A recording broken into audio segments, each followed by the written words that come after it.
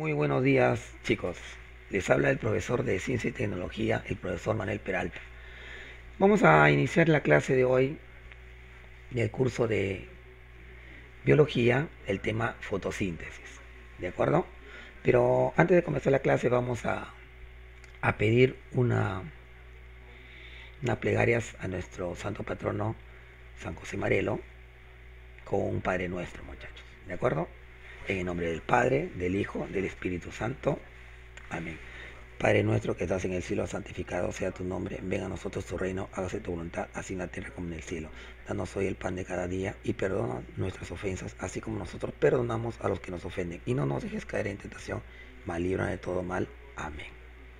En el nombre del Padre, del Hijo, del Espíritu Santo. Amén. Bueno, bien chicos, vamos a iniciar entonces la clase con el tema de la fotosíntesis, ¿no? Este es un proceso del que se valen las células para obtener energía, ¿no? Además, este proceso complejo es mediante el cual se transforma la energía del sol en energía química, ¿no? Y, y el cual se transforma el agua y el CO2 en compuestos orgánicos reducidos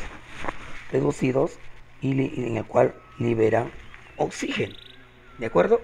Entonces vamos a iniciar entonces con una breve historia, ¿no?, de la fotosíntesis, ¿no? ¿Cómo es que se inició esto de la fotosíntesis, ¿no? Bien muchachos, vamos a continuar entonces, como les dije, con respecto a la historia, ¿no? En este caso acá tenemos a Jan Ingenhuach en el año 1779. Este señor ya vislumbraba lo que era la fotosíntesis, ¿no? Por eso la palabra vislumbra la luz. Él nos habla que los tallos verdes producen oxígeno y anhídrido carbónico en la luz, pero mucho más oxígeno, y eso también ocurría en las hojas.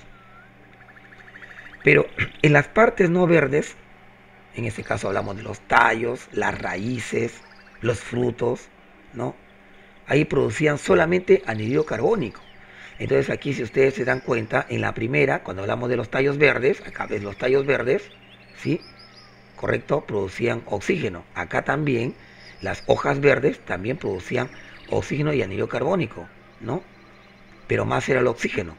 Pero sin embargo, las partes que no eran verdes, como hablamos de las raíces y algunos tallos ya secos, y a los frutos, no producían oxígeno, más bien solo producían anhídrido carbónico, ¿correcto?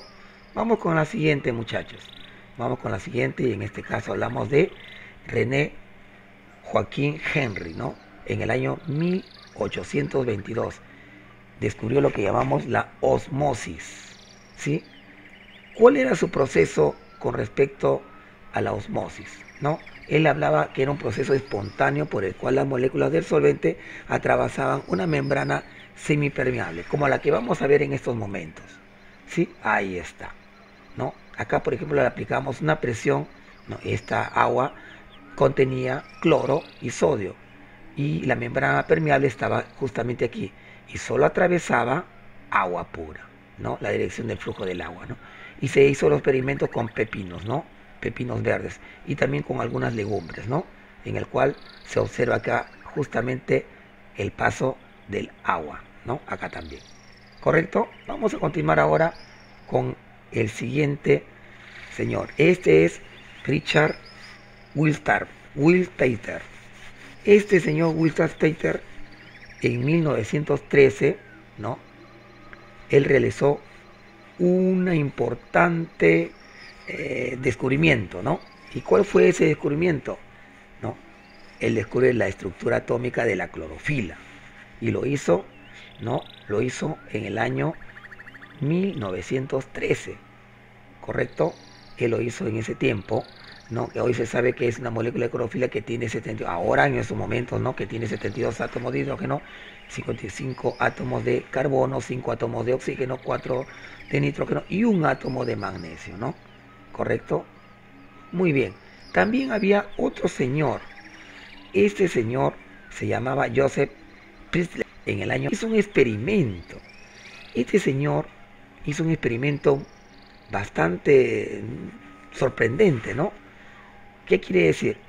colocó primero, cerró esto mediante un encapsulado, ¿no? Y colocó una vela y resulta que cuando colocó la vela estaba prendida, pero en un instante se apagó porque irradiaba el dióxido de carbono. Entonces, en un momento estaba prendida porque había oxígeno, pero luego se apagó. Y aquí ocurre también con un pericotito. Lo colocó ahí, el pericotito estaba vivito coleando, pero de repente ya no podía respirar y se ahogó, murió. Y luego él colocó una planta y al ver la planta se mantenía normal, ¿no? Entonces luego él colocó la planta con una vela y veía que la vela irradiaba el dióxido de carbono y la planta la absorbía, y por lo cual la vela se mantenía prendida. Y también hizo lo mismo con el pericotito, ¿no? Él irradiaba el dióxido de carbono y la planta absorbía el dióxido de carbono y botaba el oxígeno, ¿no? Entonces concluyó, las plantas invierten el efecto de respiración. Concluyó que los animales afectan la atmósfera añadiendo algo en ella, mientras que las plantas sustraen lo que botan los animales, ¿no? ¿Correcto? Entonces, por eso es muy bueno que en estos tiempos plantemos una planta siempre a nuestro alrededor, porque en realidad es un purificador, muchachos, ¿de acuerdo? Bien, continuamos con el siguiente. Acá tenemos a otro señor, ¿no? Van Niel, en el año 1913. Este señor hizo lo siguiente, dice que evidenció que el oxígeno liberado durante la fotosíntesis provenía de la descomposición del agua y no del dióxido de carbono, ¿no? ¿Correcto? Él hizo sus experimentos, ¿no? Tras haber estudiado a las bacterias fotosintéticas del azufre, que el oxígeno liberado en la fotosíntesis provenía del agua y no del dióxido de carbono, ¿no? Extrayéndose que el hidrógeno empleado para la fotosíntesis de la glucosa procedía de la fotólisis del agua, ¿no? Que había sido absorbida por la planta. Y aquí tenemos el experimento que él hizo, ¿no? Bien, vamos a continuar ahora con Robert Hill. Robert Hill, prácticamente este señor, también otro estudioso, en el año 1937, ¿sí? Fue el primero en comprobar que las reacciones fotoquímicas tenían lugar en los cloroplastos, ¿correcto? Quiere decir que demostró que estas reacciones se producían sin la necesidad, si ustedes se dan cuenta, sin la necesidad del dióxido de carbono, ¿correcto? Aquí lo estamos viendo también el diagrama, y no se demostró que se sintetizaba los carbohidratos y comprobó que sucedía la fotólisis del agua. ¿Correcto, muchachos? Continuamos ahora la fotosíntesis. Miren, aquí tenemos un proceso, ¿no? Los rayos de sol, ¿no? El oxígeno, el material orgánico, ¿no? Absorbe el agua, ¿no? El dióxido de carbono en el día, y en la noche arroja es todo lo contrario, ¿no? Por eso que no es bueno tener una planta cerca de nuestras habitaciones durante la noche, ¿no? Porque en la noche ellos también absorben el oxígeno y nosotros también absorbemos el oxígeno, y ambos botamos el CO2, ¿no? Y no es correcto. Muy bien, vamos ahora con los elementos de la fotosíntesis, ¿no? Los elementos principales, ¿no? ¿Qué necesita una fotosíntesis? ¿Qué cosa necesita? Necesita los siguientes elementos: su dióxido de carbono, su molécula de agua y la luz del sol, ¿no? Con lo cual, al unir todo esto, tenemos un hidrato de carbono y la liberación del oxígeno, chicos. ¿Correcto? Ahí lo tenemos, ¿sí? Esos son los elementos. Ahora vamos a hablar de lo siguiente, de las fases, ¿no? Noche y día, ¿no? Si acá estamos viendo la planta, ¿no? Acá en la noche, ¿sí? Y aquí en el día. Y como les dije hace unos instantes, ¿no? La fase oscura, como es oscuro, no recibe la luz del sol, pasa todo lo contrario, muchachos, ¿no? Entonces, ¿qué pasa, no? En la fase oscura, el estroma, ¿sí? En el estroma, mejor dicho, se realiza una fijación de carbono. Aquí estamos viendo que está absorbiendo el oxígeno. y con rojito está saliendo el dióxido de carbono, ¿sí? ¿Correcto? Y en el día pasa todo lo contrario, absorbe, ¿no?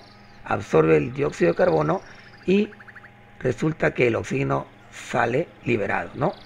Esa es la fase luminosa, ¿correcto? En el que el tilacoide, ¿sí?, hace esa función, ¿no?, de la fase luminosa. En ella se produce transferencia también de electrones, ¿no? ¿Correcto? Ahora acá también tenemos con respecto a la Tierra, ¿no?, el oxígeno y el dióxido de carbono. Acá también está el agua y los microelementos, ¿no?, que están sobre la Tierra, ¿no? ¿Qué está absorbiendo? La planta está absorbiendo el fierro, el manganeso, el cobre, el zinc, el boro, el molibdeno, ¿no? Y otros elementos también como el nitrógeno, el fósforo, el potasio, el calcio, el magnesio y el azufre. ¿Correcto, chicos? Esos son los elementos que están en la Tierra. ¿Correcto, chicos? Bien. Ahora, el mecanismo de la fotosíntesis, ¿no? Como les dije, ya creo que hace un momento habíamos comentado con respecto a eso. Acá estamos, que tenemos a la clorofila, ¿no? Acá está absorbiendo la energía del sol, ¿no? ¿Qué dice? La primera, las hojas captan la energía luminosa del sol, ¿no? Gracias a las clorofilas, justamente lo que estoy indicando aquí, el pigmento verde que está en los tilacoides, ¿no?, de los cloroplastos de la célula, ¿correcto? Ese es un procedimiento. Si nosotros lo hacemos tan pequeñito, todavía no podemos trabajar, no podemos hablar muy a fondo de esto, porque ustedes todavía no me manejan muy bien todavía las reacciones químicas. Pero aquí es un proceso químico, ¿de acuerdo, chicos? Que si nosotros cortamos esta hoja, tiene ahí lo que digo yo, el cloroplasto, ¿no? Son pequeñísimos, pequeñísimos, que a la vista no lo podemos ver, muchachos, ¿de acuerdo? Luego acá dice el dióxido de carbono de la atmósfera penetra por las estomas de las hojas, ¿no? ¿Correcto? Que lo tenemos aquí. Y ahora, ¿qué más? Las raíces absorben el agua, justamente lo que hace un momento indicaba, jala todas las sales minerales, ¿no?, el cual le llamamos, ¿no?, savia bruta, ¿no?, que llegan a las hojas a través del tallo, ¿no? Todos los minerales y el agua pasa por la savia bruta hacia el tallo y luego ellas llegan a las hojas, ¿no?, para alimentar también a las hojas, ¿no? Luego vemos también como cuarto mecanismo el hidrógeno del agua, que se combina con el dióxido de carbono y origina lo que se llamamos nosotros la glucosa. La glucosa es son azúcares, muchachos, ¿no? Son azúcares. Y el oxígeno. Y este último se desprende hacia la atmósfera, ¿correcto? Sale hacia la atmósfera. Y por último, las plantas aprovechan la glucosa como alimento y guardan una parte como una reserva, muchachos. ¿De acuerdo, chicos? Así es. Eso es lo que tenemos, muchachos. Y por último, la importancia, ¿no? Porque es importante una plantita, muchachos, que tenemos en casa, ¿no?